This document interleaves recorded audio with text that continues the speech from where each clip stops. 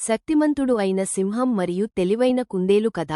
ఒకప్పుడు ఒక విశాలమైన అటవీ ప్రాంతంలో ఒక మహాసింహం నివసించేది. అది బలమైనది, భయంకరమైనది మరియు అన్నీ జంతువులపై పాలన సాగించేది. అయితే అది క్రూరంగా ఉండి ప్రతిరోజూ ఒక జంతువును తన భోజనానికి పంపించాలని బలవంతం చేసేది. భయపడి జంతువులందరూ అతనిని శాంతిపరిచేందుకు అలా చేయడమే మంచిదని భావించారు. ఒకరోజు ఒక తెలివైన కుందేలు సింహం వద్దకు వెళ్లాల్సిన రోజు వచ్చింది. ఆ కుందేలు చిన్నదే కాని తెలివైనదిగా ఉండేది.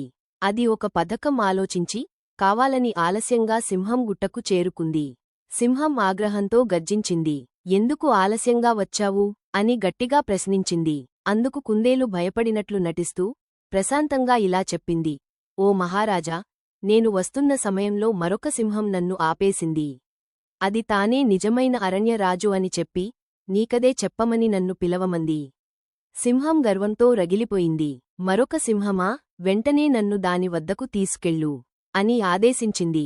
అప్పుడు కుందేలు ఆ సింహాన్ని ఒక లోతైన బావి వద్దకు తీసుకెళ్ళింది. బావిలోకి చూపిస్తూ అదిగో, ఆ మరొక సింహం అక్కడ ఉంది అని చెప్పింది. సింహం బావిలో తొంగిచూసింది. నీటిలో తన ప్రతిబింబాన్ని చూసి దానిని మరొక సింహమని భ్రమించుకుంది.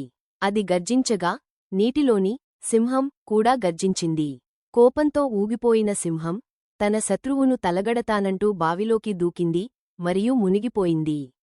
తరువాత కుందేలు మిగిలిన జంతువుల వద్దకు వెళ్లి ఈ శుభవార్తను పంచుకుంది.